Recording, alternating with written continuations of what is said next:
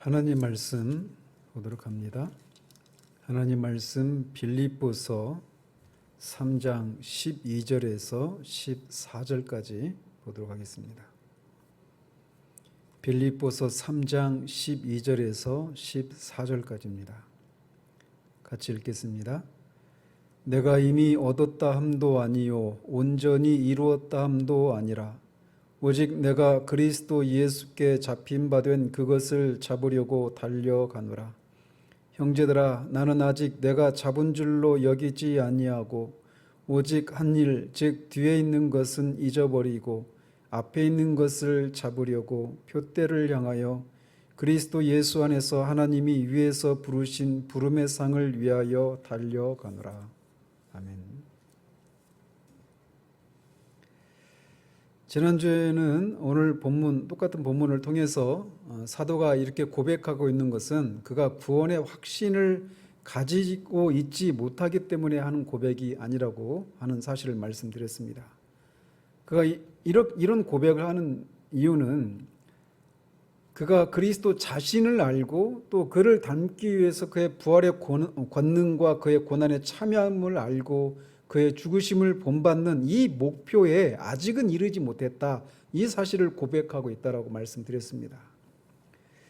그러면서 이런 사도의 고백을 통해서 몇 가지 신학적인 교리를 말씀을 드렸는데, 그것은 이 땅에서 완전한 그리스도인의 삶은 가능하지 않다라고 하는 사실을 말씀드렸습니다. 또 사도가 이루기를 원했던 이 목표에 이르는 일은 순간적으로 이루어지는 일이 아니라고 말씀드렸고, 또 이 일이 자신에게 이루어지도록 하기 위해서 그냥 수동적으로 기다리는 것이 아니라 그가 모든 수단을 동원해서 그렇게 달려가고 있다라고 말했던 것처럼 이 목표에 도달하기 위해서는 우리 쪽에서 능동적으로 무엇인가를 해야 하는 일이라고 말씀드렸습니다. 오늘은 다시 한번 이 본문을 통해서 사도가 자신이 다다르고자 하는 이 목표에 이르기 위해서 취하고 있는 원리가 무엇인가를 살펴보도록 합니다. 거듭 말씀드리지만 사도의 이 고백은 사도와 같이 특별한 사람들에게만 적용되는 것이 아니라는 사실입니다. 그래서 저나 여러분과 같이 평범한 사람들에게는 이 사도의 이런 삶의 특징들, 이런 것들은 해당되지 않는 것이다 라고 생각을 해서는 안 됩니다. 사도는 자신이 도달해야 하는 목표에 자신이 반드시 이르게 될 것이라고 하는 것에 대해서 흔들리지 않는 확신을 가지고 있습니다. 그는 장차 영광의 자리에 계신 그 주님과 영원히 그 영광을 자신도 취하고 영원히 그 주님과 함께 있게 될 것을 확신하고 있습니다. 그럼에도 불구하고 아직은 자신이 그 목표에 이르지 못했다라고 하는 것도 분명하게 인식하고 있습니다. 그런 그가 자신이 다다라야 할 목표와 거기에 미치지 못하고 있는 자신의 현재 상태 사이에서 그가 보여주고 있는 이 모습, 그 모습은 그리스도인이 그 두 사이, 즉 그리스도인이 다다라야 될 목표와 아직 미치지 못하고 있는 현실 사이에서 어떻게 살아가야 하는가에 대해서 모범을 우리에게 제시해주고 있다라고 말할 수 있습니다. 그렇기 때문에 사도가 살았던 삶을 살기를 원하는 그런 마음의 소원함을 가지고 있는 우리로서는 사도가 이 본문을 통해서 말하고 있는 내용이 매우 중요하다라고 말할 수 있습니다. 일반적으로 생각하면 우리가 다다라야 할 어떤 목표가 있는데 아직 거기에 미치지 못한 현실 사이에 우리가 이렇게 처해 있을 때 우리는 그 사실 때문에 낙심하기가 쉽습니다. 그런데 사도는 그런 모습을 보이지 않습니다. 그렇다고 해서 그가 목표로 하고 있는 것이 반드시 자신에게 이루어질 것이라고 확신하면서 그렇게 확신하고 있는 그가 그 목표에 도달하지 못한 현실을 가지고 있으면서도 나태하고 또는 그것이 반드시 이루어질 것이다 라고 말하면서 어떤 수동적인 그런 자세로 살고 있지도 않습니다. 그는 오히려 앞에서 우리가 살핀 대로 주 안에서 기쁨을 누리고 있다라고 말을 했습니다. 감옥에 갇혀서 언제 죽을지도 모르는 상황인데 그는 살든지 죽든지 그게 자신한테는 중요한 문제가 아니라고까지 말을 하고 있습니다. 또 뒤에서 우리가 살펴보겠지만 그는 어떤 형편 가운데 처하든지 자족하는 일체의 삶의 비결을 배웠다라고 말을 합니다. 그에게도 분명히 부족한 것들이 있었고 궁핍한 것들이 있었고 힘든 일이 있었음에도 불구하고 그는 그 어떤 상황에 의해서도 그는 흔들리지 않는 그런 자족하는 그런 삶을 살고 있노라고 말을 하고 있어요. 그러면서 4장 13절에서는 그에게 능력 주시는 자 안에서 모든 것을 할 수 있다고까지 말을 합니다. 사도가 살았던 이 삶, 이것이 우리가 바라는 삶이 아니겠습니까? 어떤 상황에도 흔들리지 않고 그 상황 때문에 우리가 막 들떠 있거나 근거 없이 어떤 자신감에 처해 있지도 않고 또는 코를 빠뜨리고 낙심하지 않는 모든 상황 속에서 자족하고 기쁨을 누리는 그 삶을 우리가 살아내고 싶어 하는 것이 우리들이 가지고 있는 소망이 아니겠습니까? 사도는 오늘 고백을 통해서 자신이 그런 삶을 살아낼 수 있는 어떤 비결이 무엇인가를 우리에게 말해주고 있다는 거예요. 그런 면에서 오늘 이 본문이 매우 중요한 겁니다. 그런데 이 비결, 사도 바울이 살았던 이 비결은 단지 사도 바울에게서만 발견되는 것이 아니라 그의 삶의 방식을 따라 살았던 교회사의 크고 작은 족적을 남겼던 모든 하나님의 사람들에게서 공통적으로 발견되는 원리들이다라고 할 수 있습니다.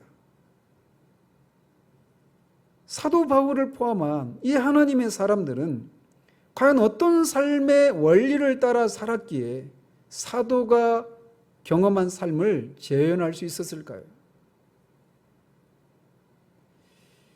이 구체적인 원리를 말씀드리기 전에 먼저 사도의 삶을 지배하고 있었던 큰 두 가지 원리를 먼저 말씀드리고 그 두 가지 원리에 근거해서 그거를 전제로 하고 이제 사도가 이 구절을 통해서 고백하고 있는 그리스도인의 삶의 특징이 무엇인가, 그리고 그것을 살아냈던 원리들이 무엇인가를 말씀드리도록 합니다. 첫 번째, 사도가 이 사도의 삶을 지배하고 있었던 큰 두 가지 원리가 있는데 그 첫 번째는 그는 자신의 체험에 의존해서 살지 않았다라고 하는 사실입니다. 그는 분명히 누구도 경험하지 못한 방식의 회심을 경험한 사람입니다.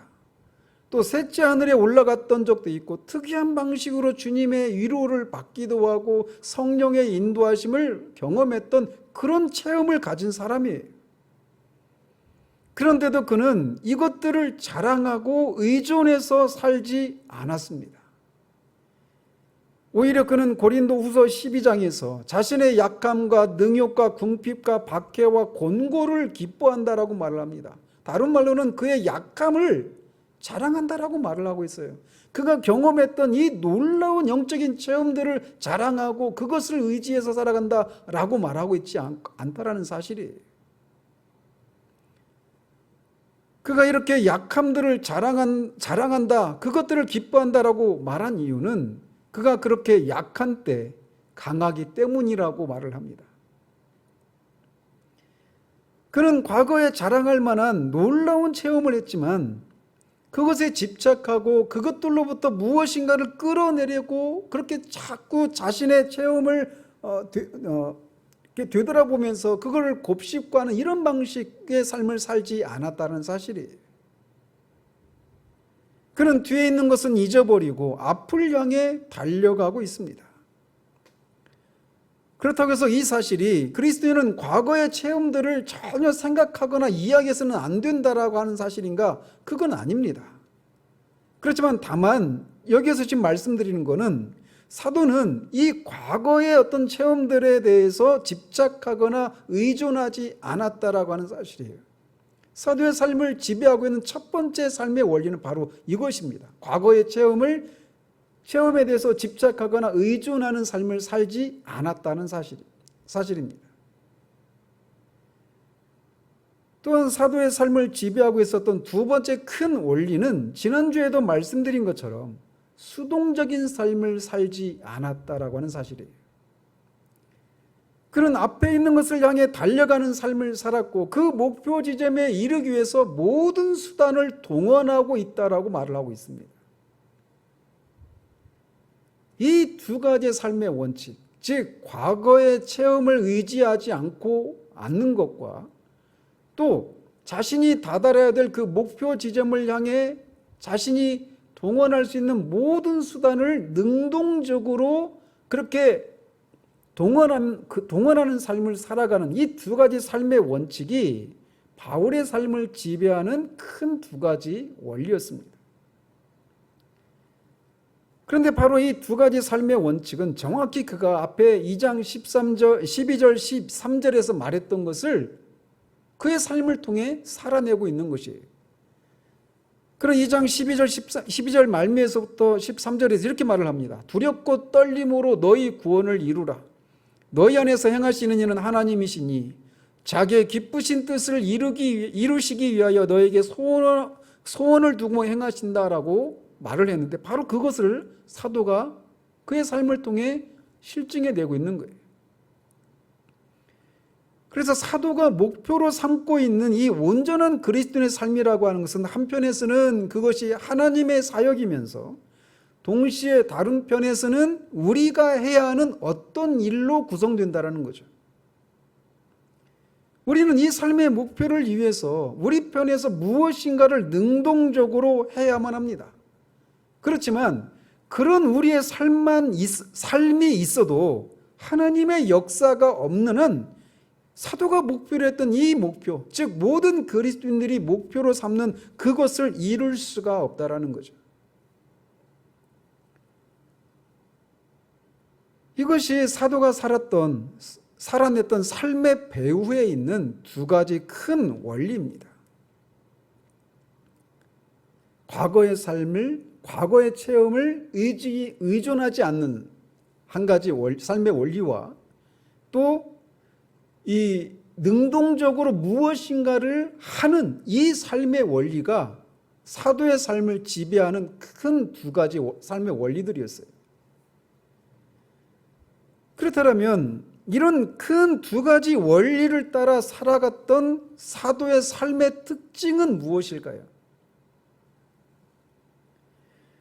다시 말씀드리지만 사도는 사도로서도 이 고백을 하고 있지만 한 사람의 그리스도인으로서도 이 고백을 하고 있는 겁니다. 따라서 오늘 본문을 통해서 드러나고 있는 사도의 삶의 특징은 모든 그리스도인들의 삶의 특징이라고도 할 수 있는 겁니다. 따라서 사도의 삶의 특징이 무엇인가 이렇게 물을 수도 있으면서 또 동시에 그리스도인의 삶의 특징은 어떤 것인가라고도 말을 할 수 있다는 거죠. 그렇다면 그리스도인의 삶의 특징은 무엇일까요? 그것은 12절에서 14절에서의 사도의 삶에 드러나는 특징을 이렇게 요약할 수 있습니다. 그게 뭐냐? 그것은 멀리 있는 목표를 바라보고 그것을 향해 달려가는 노력과 분투하는 삶이다 라고 말할 수 있습니다. 다시 말씀을 드립니다. 그리스도인의 삶은 멀리 있는 바라봐야 할 그 목표 지점을 바라보기만 하고 있는 것이 아니라 그것을 향해서 달려가면서 어떤 분투와 노력을 하는 삶, 이게 그리스도인의 삶의 특징이다라고 말할 수 있다는 거죠. 사도는 그리스도인의 삶의 특징이 바로 그것이라고 하는 것을 12절과 14절에 있는 똑같은 단어를 사용해서 그것을 표현합니다. 우리말 성경에는 달려가노라 이렇게 말을 하죠. 12절 맨 끝에 달려가노라, 또 13절에도 달려가노라, 14절의 끝에 보면 달려가노라 라고 하는 말을 사용해서 그리스도인의 삶은 어떤 목표를 바라보고 그것을 향해 달려가면서 분투하고 노력하는 어떤 열심과 열정을 쏟아내는 삶이 그리스도인의 삶의 특징이다라고 말을 한다는 거죠. 그러니까 그리스도인의 삶 가운데 이런 어떤 분투하고 그 어떤 목표를 향해서 그것을 성취하기 위해서 이뤄내기 위해서 어떤 노력하고 열심을 내는 모습이 없는 것은 정상적인 그리스도인의 모습이 아니다라고 말을 할 수 있는 거예요. 사도가 12절과 14절에서 사용하고 있는 달려가노라라고 하는 말이 원어로는 디오코라고 하는 단어입니다. 헬라어로. 그런데 이 디오코라고 하는 단어는 원래 어떤 뜻이 있는 거냐면 사냥꾼이 사냥감을 잡기 위해서 공격적으로 추격하는 것을 나타낼 때 쓰는 단어가 이 디오코라고 하는 단어예요. 이걸 우리 성경에서는 달려가노라라고 번역을 했고 개역 한글판에서는 쫓아가노라 이렇게 말을 했죠. 그러니까 사냥꾼이 사냥감을 막 뒤따라가는 거예요. 그런데 그냥 따라가기만 하는 것이 아니라 그것을 내가 반드시 잡고야 말겠다라고 하면서 공격적으로 추격하는 그것이 디오코라고 하는 단어입니다. 그래서 뭐 잡히면 좋고 안 잡혀도 그만인 이런 생각으로 느슨하게 사냥감을 추격하는 것이 아니라 반드시 잡고야 말겠다라고 하는 공격적인 자세로 추격하는 것이 이 달려가노라고 하는 말이 의미하는 거예요. 그래서 이 단어가 긍정적으로는 무엇인가를 추구한다. 어떤 목표를 이루기 위해서 그 목표를 이루기 위해서 어떤 추구한다. 이렇게도 번역하고 부정적인 의미에서는 이 똑같은 단어가 디오코라고 하는 단어가 박해한다라고 하는 그렇게도 번역을 합니다. 그래서 12절과 14절에서는 긍정적인 의미로 번역을 한 거예요. 긍정적인 의미로 사용을 한 겁니다. 사도가. 자신의 그 목표는 앞에 있는 10절과 11절에서 말하고 있는 겁니다. 그 목표를 이루기 위해서 그가 공격적으로 추격하고 분투하는 그런 모습을 이 달려가노라라고 하는 단어를 통해서 사용하고 있는 거예요. 그런데 놀랍게도 앞에 6절에 보면 열심으로는 교회를 박해하고라고 하는 말이 있는데 이 박해하고라는 단어가 똑같이 디오코라고 하는 단어입니다. 그래서 사도가 이 디오코라고 하는 단어가 어떤 뉘앙스를 가진 단어인가를 우리가 유추할 수 있는데 특별히 사도가 회심하기 전에 교회를 핍박하기 위해서 어떤 열심을 내었던가를 보면 그가 여기서 달려간다, 긍정적으로 달려간다라고 하는 말을 어떤 뉘앙스로 사용하고 있는지를 반대로 우리가 유추해낼 수 있어요. 우리가 알다시피 그는 회심하기 전에 교회를 핍박하기 위한 열심에 타의 추종을 불허했던 사람이었습니다. 그는 예루살렘에 있는 그리스도인들을 잡아 가두는 것으로 만족이 되지 않았어요. 그는 기독교를 아예 뿌리 뽑기 위해서 다메섹까지 가서 그리스도인들을 잡아올 수 있도록 대제사장으로부터 공문을 받아가지고 그렇게 다메섹까지 그렇게 올라가기까지 했던 그런 사람이었습니다. 그래서 예루살렘 구석구석을 뒤져서 그리스도인들을 잡아 감옥에 가두고 그것으로는 부족해서 그리스도인들을 공격적으로 추격해서 다메섹까지 가서 그들을 잡아오려고 했던 그런 모습이었단 말이에요. 그러니까 그가 오늘 가서 내가 그리스도인을 잡으면 좋고 안 잡으면 그만이고 이렇게 그리스도인들을 잡으려고 했던 것이 아니라 교회를 핍박하려고 그런 자세로 교회를 핍박했던 것이 아니라 반드시 그리스도인들을 잡아내고 교회를 내가 없애버리겠다라고 하는 그런 열심을 내었단 말이에요. 그가 교회를 박해하고라고 말할 때 의미하는 게 바로 그런 의미예요. 그런데 이제 그가 반대로 그리스도인으로서 궁극적으로 다다라야 할 그 목표를 이루기 위해서 이제 그가 그렇게 달려간다라고 말을 하고 있다는 것이죠. 이처럼 사도를 통해 우리가 발견하는 그리스도인의 삶의 특징은 그리스도인이 이루어야 할 그 목표를 바라보고 그것을 이루기 위해서 공격적으로 추구하고 또 분투하고 노력하는 그런 모습으로 드러나는 것이 그리스도인의 삶의 특징이다라고 말을 할 수 있는 거예요.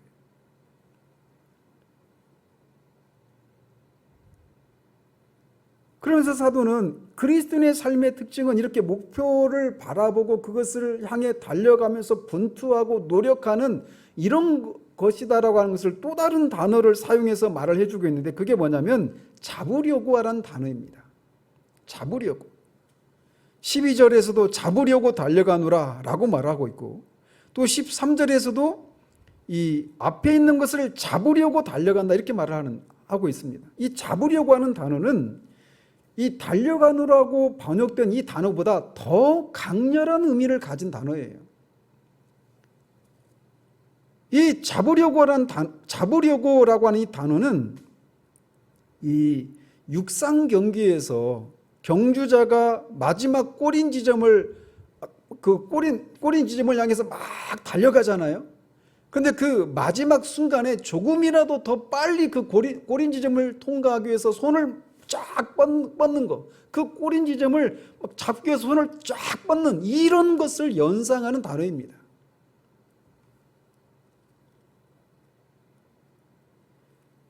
실질적으로 그런 손을 뻗는 동작이 달려가는 어떤 기록을 단축하는 데 있어서는 그렇게 유용한 동작이 아니라고 합니다. 그런데 사도가 굳이 이 단어를 사용하는 건 뭐냐면, 어떻게 해서든지 자신이 그 목표 지점에 조금이라도 더 빨리 달려가려고 그렇게 막 최선의 노력을 다 표현하는 그것을 나타내기 위해서 이 단어를 사용하고 있는 거예요. 전력질주에서 막 달려왔는데 그 마지막 순간에 조금이라도 더 빨리 그 꼬린 지점에 도달하기 위해서 손을 쫙 뻗는 거, 이게 잡으려고 하라는 단어가 말하고 있는 뉘앙스입니다. 사도는 이렇게 달려가노라 또는 잡으려고라고 하는 이 두 단어를 통해서 그리스도인의 삶은 그냥 구원받은 이후에 느슨하게 안락한 채 그냥 널널하게 이렇게 살다가 언젠간 주님을 만나겠거니 라고 하면서 그렇게 살아가는 삶이 아니라, 그 목표를 바라보면서 그것을 이루기 위해서 이렇게 공격적으로 최선을 다해서 분투하고 노력하는 삶이 그리스도인의 삶이다라고 말을 하고 있는 거예요.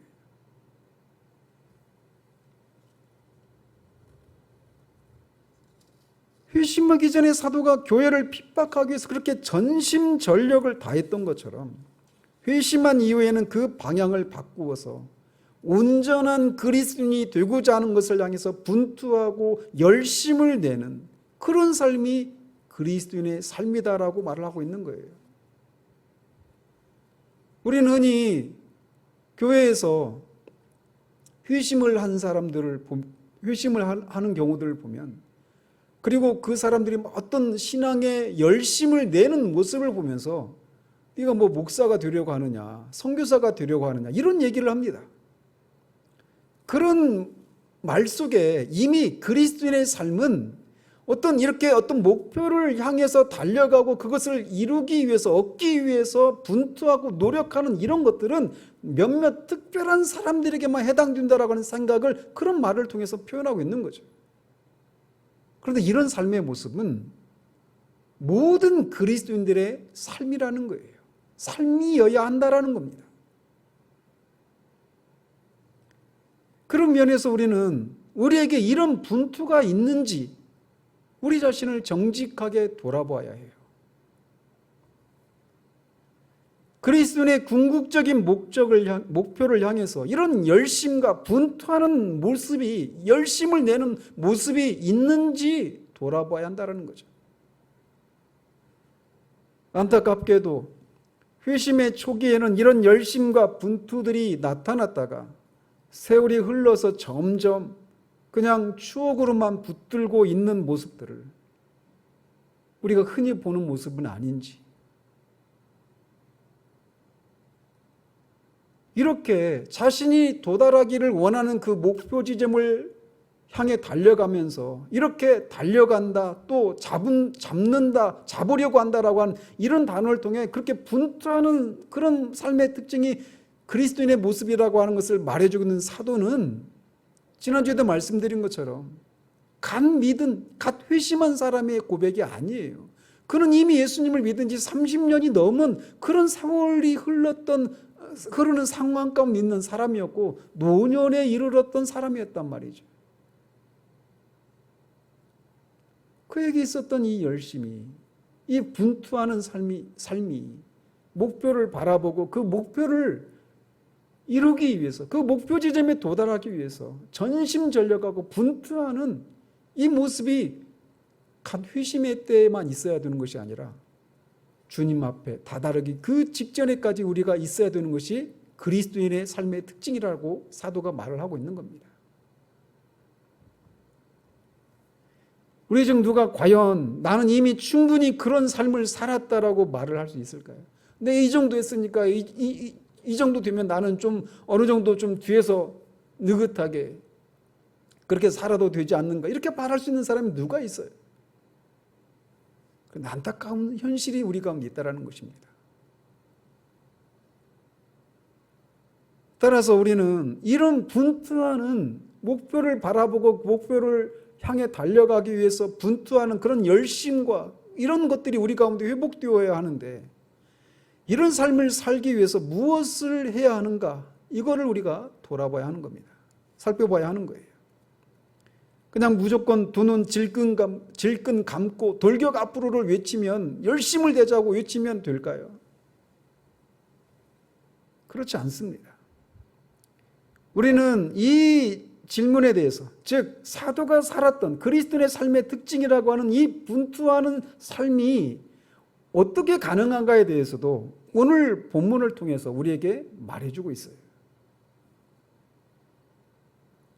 그리고 이것은 사도에게서만이 아니라 우리가 신앙의 모범으로 삼을 만한 하나님의 사람들에게서 발견되는 공통적인 원리들입니다.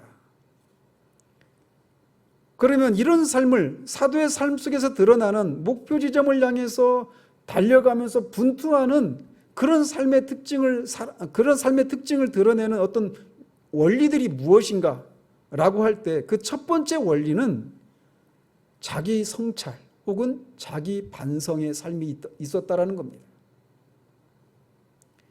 사도는 형제들아 나는 아직 내가 잡은 줄로 여기지 아니한다라고 말을 합니다. 사도는 이렇게 나는 아직 잡은 줄로 생각하지 않는다라고 말하고 있는데, 그것은 사도 자신이 다다라야 할 목표와 현재의 자신과를 비교하는 것에서 하는 고백입니다. 그런 자신을 성찰하는 과정이 있었기 때문에 이런 고백을 하는 거예요. 우리는 자기 성찰 혹은 자기 반성을 거의 하지 않고 사는 것에 익숙해 있습니다. 꼭 이런 것이 시간을 많이 들여야만 하는 건 아니지만, 할 수만 있으면 이런 작업들을 우리가 많은 시간들을 할애해야 되지만, 어쨌든 우리는 하루를 돌아보면서 오늘 나는 이 하루를 충실하게 살았는가라고 하면서 하루를 돌아보는 삶을 거의 하지 않고 하루를 마감하는 것에 익숙해 있습니다.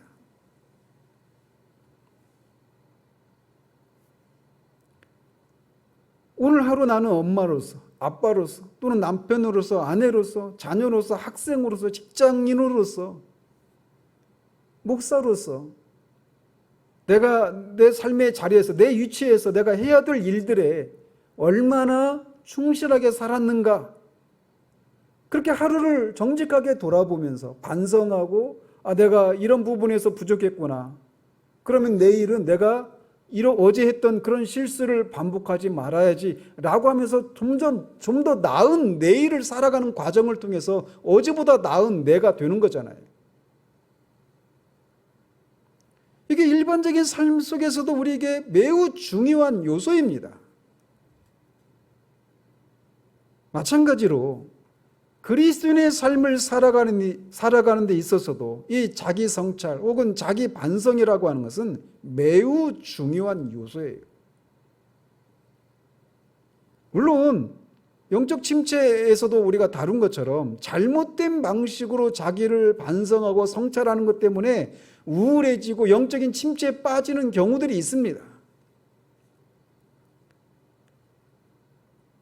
그러나 어쨌든 사도는 바른 방식으로 자신이 달려가야 할 목표 지점을 바라보고 거기에 이르기 위해서 공격적인 방식으로 추구하고 달려가고 있었는데, 그 과정에서 자신의 현 주소를 자신이 달려가야 될 목표와 견주면서 비교하고 성찰하는 이런 일을 했기 때문에 내가 아직은 이루었다라고 잡은 줄로 생각하지 않는다라고 말을 하고 있다라는 거죠.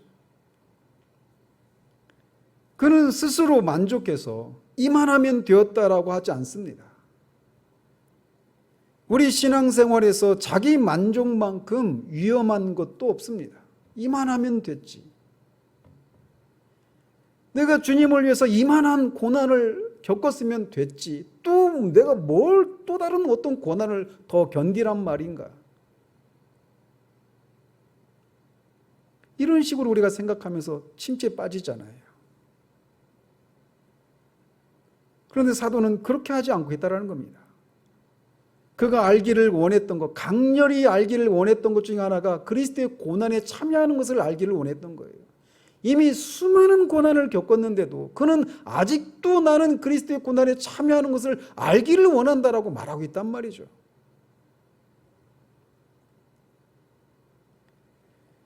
자기 만족만큼 우리 신앙생활에 위험한 것이 없습니다. 마찬가지로 잘못된 자기 성찰을 통해 침체에 빠지는 것도 위험해요. 그렇지만 성경은 우리에게, 사도는 자신의 삶의 고백을 통해서 우리 그리스도인들이 다다라야 할 그 목표 지점을 바라보고 그 목표와 지금 현재 우리들의 현주소를 비교하면서 자신을 성찰하고 하는 것들이 필요하다라고 하는 것을 말해주고 있는 거예요. 그런 자기 성찰을 통해서 자기 만족을 통해 그냥 내가 이만하면 됐다라고 하면서 느슨한 모습으로 살고 있지 않고 그 목표를 이루기 위해서 분투하는 삶을 살고 있다는 겁니다. 분투하는 삶을 살아가는 첫 번째 그 삶의 원리는 이렇게 자기를 성찰하고 반성하는 거예요. 그러나 오늘날 자기를 반성하고 성찰하는 이런 신앙의 풍토들이 거의 찾아보기 쉽지 않다라는 겁니다. 이런 신앙의 풍토들은 오늘날 유행하는 설교에서도 찾아볼 수 있어요. 그래서 그리스도인이라고 하는 사람은 어떤 사람인가? 구원받은 사람, 구원받았다라고 하는 것은 무엇인가? 그리스도인으로서 내가 제대로 살고 있는가? 이런 유의 설교들을 우리는 달가워하지 않습니다.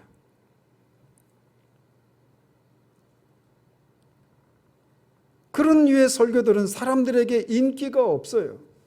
이런 것을 통해서 자기 반성과 성찰이라고 하는 것이 없는 신앙생활이 오늘날 유행하고 있는 신앙생활이라고 하는 것을 우리에게 웅변하고 있다는 거죠.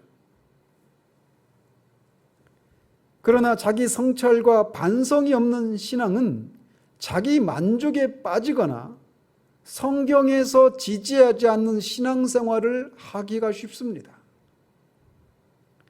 따라서 우리는 말씀과 성령을 통해서 우리의 영적인 현주소를 밝히 드러내는 것을 우리가 허락해야 돼요.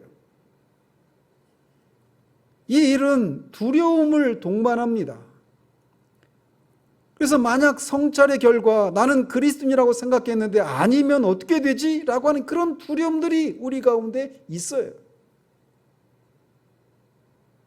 그래서 이런 것들을 잘 하려고 하지 않습니다. 그러나 우리를 지탱해주고 있었던 것들이라고 하더라도 그것이 성경에 근거가 없는 것들이라면, 그리고 그것들이 우리에게 영원한 생명을 보장해주지 않는 것들이라면 과감히 버릴 수 있어야 돼요. 우리가 잃어버려도 하나님 안에서 잃어버린다라고 하는 것을 알게 될 때 우리는 우리가 붙들고 있었던 그러나 그 붙들고 있었던 것들이 성경에서 지지하지 않고 있는 그런 것들이어서 그런 것들을 과감하게 버릴 수 있는 것이 바로 여기에서 나오는 겁니다. 사도는 이렇게 자기 반성과 성찰을 했어요. 그리고 그것을 통해서 내가 이만큼 달려왔지만 아직 내가 갈 길이 멀구나. 내가 다 이룬 것이 아니구나. 내가 지금까지 쏟아부었던 이런 노력과 분투로 충분하지 않구나. 더 달려가야 되는구나. 더 분투해야 되겠구나. 이런 생각을 그가 끝까지 유지할 수 있었다는 겁니다. 그래서 그리스도인의 삶의 특징은 이 목표를 향해서 달려가고 그 과정에서 분투하는 이 삶이 있기 위해서 첫 번째로 우리에게 요구되는 것은 자기 성찰이에요. 자기 반성입니다. 두 번째로 사도가 이 목표 지점을 향해 달려가면서 분투하는 삶을 살 수 있었던 두 번째 원리는 그가 붙들어야 할 목표에 집중했다라는 것입니다. 사도는 오직 한 일이라고 하는 말로 그가 달려가야 할 목표 지점을 향해 분투하며 달려가는 일에 집중했다라고 하는 것을 말해주고 있습니다. 그는 오직 한 일이라고 부른 그 일만 집중하고 주목해서 바라보았어요. 그는 경주자로서 혹은 사냥감을 쫓는 사냥꾼으로서 그가 도달해야 할 꼬린 지점만을, 그가 잡아야만 하는 사냥감만을 바라보고 그렇게 집중하고 달려갔던 겁니다. 우리가 흔히 신앙생활을 100m 달리기가 아니라 마라톤에 비유하곤 하잖아요. 이건 바른 비유라고 할 수 있습니다. 그런데 마라톤 이 선수가 42.195km를 달리면서 얼마나 많은 것들이 그의 시선을 사로잡는 것들이 많이 있습니까? 산이나 언덕, 도로에서 달린다는 그 강변이나 사람들, 차, 어떤 건물들 또는 다른 선수들, 마라톤을 하면서 수없이 42.195km를 달리면서 그의 시선을 사로잡는 그런 것들이 굉장히 많이 있어요. 그런데 그 선수가 만약 그렇게 자신의 시선을 사로잡는 이런 것들에 눈이 팔려 있다라면 그는 좋은 성적을 낼 수 없겠죠. 그래서 그는 목표 지점을 생각하면서 달리는 일에만 집중해야만 좋은 성적을 얻을 수 있는 거예요. 마찬가지로 이 땅을 지나는 우리 그리스도인들도 우리 그리스도인의 궁극적인 목표를 바라보지 못하게 하는 일들을 수없이 많이 만나게 됩니다. 사람마다 다양한 것들의 마음과 시간을 빼앗겨서 자신들이 바라봐야 할 궁극적인 목표에 집중하지 못하게 되는 일들이 허다합니다. 철로역정에서 허영이 시장에 진열되어 있는 많은 것들이 바로 우리 그리스도인들의 마음을 우리가 바라봐야 할 궁극적인 그 목표 지점에서 우리 시선을 빼앗아가는 그런 것들이라고 할 수 있어요. 우리가 그런 것들이 우리의 마음을 빼앗아가는 것들에 우리 시선이 사로잡히게 될 때 우리는 영적으로 곤고해지기 쉽습니다. 우리는 살아가면서 때로는 우리가 정당하게 마음을 쏟아야 하는 일들이 있어요. 그러나 모든 것들에 우리의 마음을 쏟아야 되는 건 아닙니다. 그래서 때로는 우리가 정당하게 마음을 쏟아야 되는 일들에 그런 걸 외면한 채 우리가 신앙이라고 하는 이름으로 그런 것 정당하게 쏟아야 되는 그런 마음, 그런 시간, 에너지를 쏟지 않는 것은 잘못된 신앙이죠. 광신자들이 보이는 모습들이죠. 그럼에도 불구하고 우리가 사도와 같이 목표를 바라보고 그것을 얻기 위해서 분투하며 나아가는 삶을 살기를 원한다면 우리는 우리의 마음을 우리가 바라봐야 할 목표 지점에 집중하는 것이 필요합니다. 이것을 위해서 우리는 훈련이 필요해요. 공부하는 학생들이라면 그 하루의 목표치를 이루기 위해서 끊임없이 우리의 시선을 사로잡는 일들이 많이 있습니다. 게임을 하고 싶고, 눕고 싶고, 쉬고 싶고, 자고 싶고, 친구를 만나고 싶고, 인터넷을 서핑하고 싶고, 다양한 것들이 있어요. 그런데 그것을 안 하기 위해서는 훈련이 필요한 거예요. 어느 순간 공부하는 일에 집중을 해야 되는데 그렇게 하루아침에 되지 못하니까 자꾸 훈련이 필요한 거죠. 그런 것처럼 신앙생활을 하면서도 마찬가지예요. 어느 날 갑자기 우리가 우리의 시간과 에너지와 이런 모든 것들을 우리가 바라봐야 할 그 목표 지점을 향해서 하루아침에 그리스도인이 된 후에 곧장 그렇게 우리의 모든 것들이 다 규칙적으로 그런 것들에 집중할 수 있는 그런 사람이 되는 게 아니에요. 그것을 위해서는 훈련이 필요한 겁니다.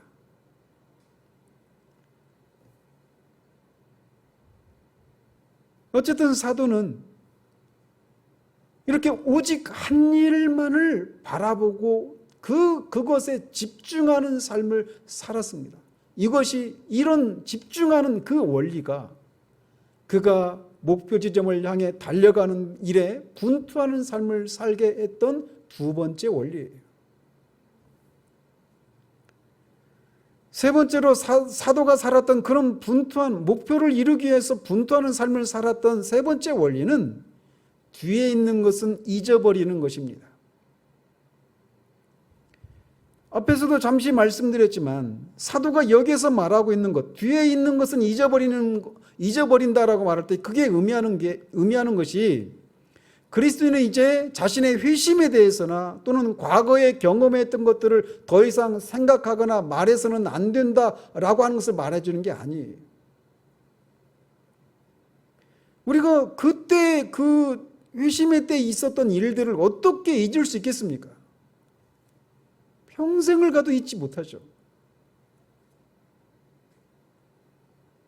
그러면 사도가 여기서 뭘 말할까요? 뒤에 있는 것은 잊어버린다라고 하는 게 뭘 의미할까요?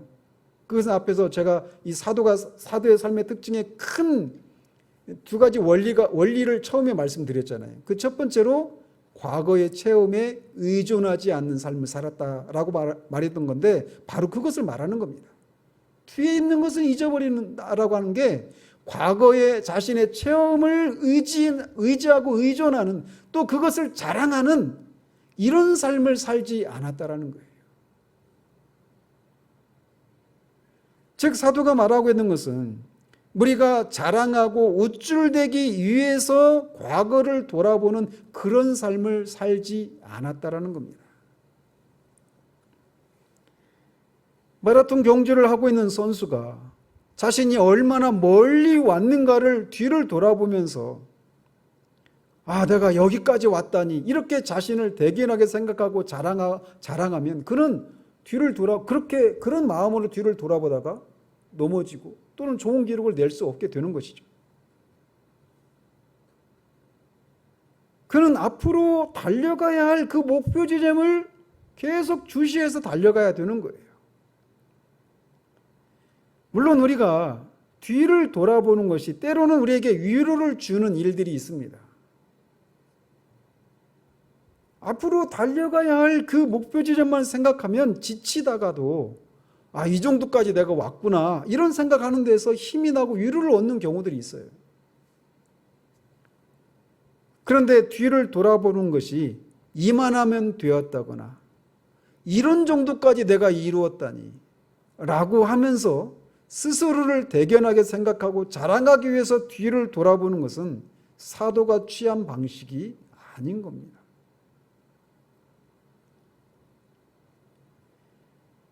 이렇다 사도가 그 목표 지점을 향해서 분투하는 그런 삶을 살았던 세 번째 원리는 뒤에 있는 것은 잊어버리는 것이었어요. 그것이 어떤 놀라운 영적인 체험이었다 하더라도 그것을 의지하고 의존하는 그리고 그런 것을 경험했으니까 현재 나는 이래도 돼. 이 정도는 나한테 있어야 돼. 이런 식으로 뒤를 돌아보는 일들을 하지 않았다라는 겁니다. 마지막으로 사도가 이런 목표 지점을 향해 달려가면서 분투하는 삶을 살았던 마지막 원리는 앞에 있는 것을 잡으려고 달려가는 삶이었다는 겁니다. 목표를 바라보았다라는 거예요. 앞에서도 말씀드린 것처럼 그가 잡으려고 했던 것은 내가 그리스도 예수께 잡힌 바 된 그것이었습니다. 지난주에도 말씀드렸죠. 그리스도인들은 예수 그리스도께 사로잡힌 사람들이에요. 그리스도인은 그리스도께서 내 인생이, 내 삶이 그리스도께 붙잡혔다, 사로잡혔다. 그래서 그분이 내 삶을 인도하고 있고 내 삶을 지배하고 있다고 하는 그 의식을 떨칠 수 없는 사람, 그 사람이 그리스도인이에요. 그렇다면 사도나 모든 그리스도인들은 무엇을 위해서 예수 그리스도께 사로잡힌 사람들이라고 말씀드렸습니까? 그것은 앞에서도 방금 전에도 말씀드린 것처럼 10절에 있는 거예요. 내가 그리스도를 아는 것, 즉 그리스도 자신을 알기 위한 삶, 알기 위해서 사로잡힌 것입니다. 사도는 이미 그리스도를 알았어요. 그리스도를 남들이 만나는 방식이 아닌 특이한 방식으로 만났고 그 그리스도의 영광스러움을, 그 영적인 그분의 그 탁월하심을 알고 누리고 교제를 나눈 것이 누구보다도 더 많이 알고 있는 사람이었는데, 그는 내가 아직 그리스도를 아는 것을 내가 이루었다고 할 수가 없다라고 말하고 있단 말이죠. 그리스도를 아는 것을 위해서 그는 사로잡힌 겁니다. 뿐만 아니라 그리스도와 교제를 나누면 당연히 그분을 닮고 싶은 그런 마음이 일어나는데, 그 삶을 살기 위해서는 부활의 권능이 필요해요. 그런데 그 부활의 권능을 아는 일에 나는 아직 충분하지 않다, 아직 부족하다라고 말을 하는 겁니다. 그래서 그리스도 자신을 아는 그 목표를 바라봤어요. 즉 그리스도가 나를 아는 것처럼 나도 그리스도를 그렇게 아는 그것을 그는 계속해서 바라봤던 겁니다. 그리고 그리스도를 닮기 위해서 부활의 권능을 아는 그 일들이 완성되는 것을 끊임없이 바라보았어요. 그 목표를 바라봤던 겁니다. 그리고 그 그리스도께서, 이 땅을 사셨던 그리스도께서 부활의 권능으로 살았던 삶을, 자신의 삶을 통해 재현하기를 원하는데, 그리스도께서 이 땅에서 사셨던 삶이 뭐냐? 그 삶의 특징이 뭐냐? 고난이었어요. 그래서 자신도 이미 그리스도를 위한 고난을 충분히 경험했다고 할 수 있는 그 사도가 아직도 나는 그리스도의 고난에 참여하는 것을 다 안다라고 말할 수 없다라고 말하면서 그 그리스도의 고난을 통해 자신의 고난에 참여하는 그 목표를 그가 계속 바라봤던 거예요. 뿐만 아니라 그 삶의 궁극은 지금 하나님 보좌 우편에서 영광의 자리에 앉아 계신 그 그리스도와 함께 자신이 영광을 누리는 것, 그 목표를 그는 계속 바라보았던 겁니다.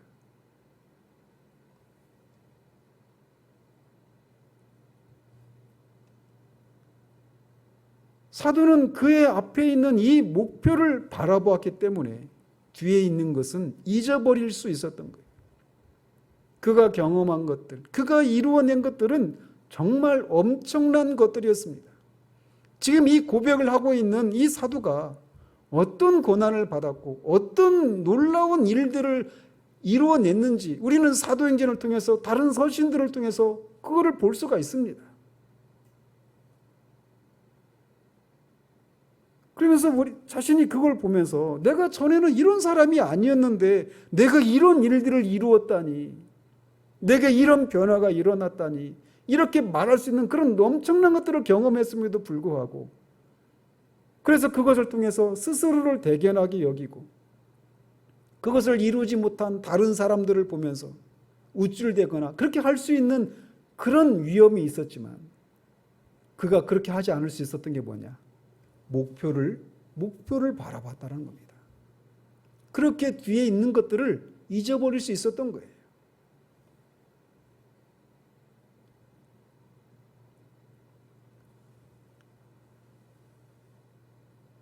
목표를 바라보지 않고 뒤를 돌아보는 사람들은 반드시 다른 사람과의 비교 속에서 우월감을 느끼거나 질투나 시기를 하게 되어 있습니다. 나는 저 사람보다 얼마나 대단한 사람인가? 그런 생각을 한단 말이죠. 그리고 다른 사람, 나보다 더 나은 위치에 있는 것 같은 사람을 보면서 질투하고 시기하고 자신의 처지에 대해서 만족을 누리지 못하는 그런 일들이 있게 되는 거예요. 그렇지만 궁극적인 그 목표를 바라볼 때 우리는 우월감이나 또는 질투나 시기를 하지 않게 되어 있습니다.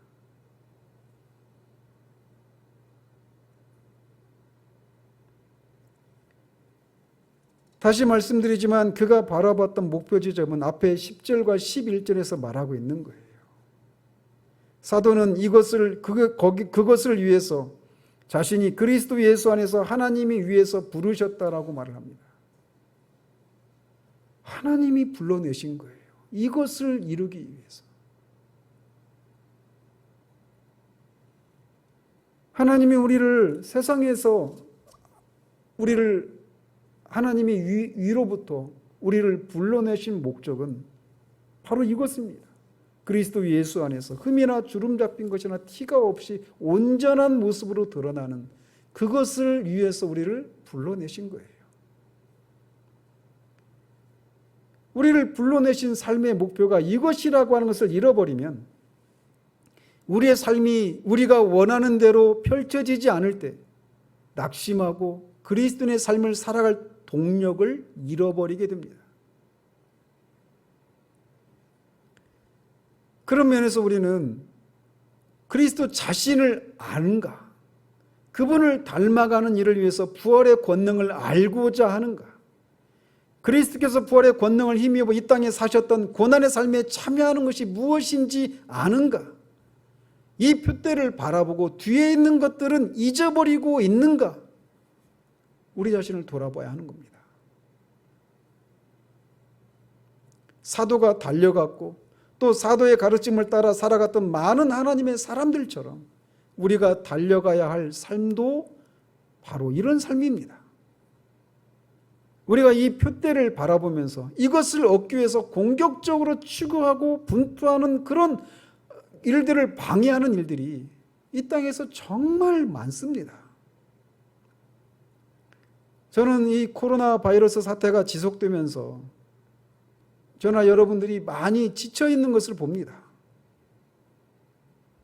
이것도 우리가 목표 지점을 바라보는 일에 그리스도인의 삶을 살아가는 그 분투하는 삶을 살아가는 것들의 한 방해 요소가 돼요. 그럴수록 우리는 사도가 살았던 것처럼 자기를 반성하고 우리 오직 한 일에 집중하고 뒤에 있는 것은 잊어버리고 우리가 바라봐야 될, 도달해야 될 그 궁극적인 목표를 바라보는 일들을 지속해야 합니다.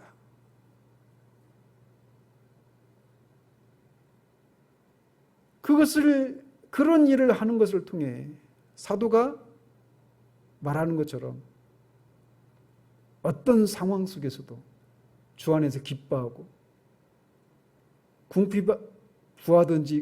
궁핍하든지 어떤 상황 속에서도 자족하는 일체의 삶의 비결을 배우고 자신에게 능력 주시는 자 안에서 모든 일을 할 수 있다라고 하는 그 삶을 살아낼 수 있었던 겁니다.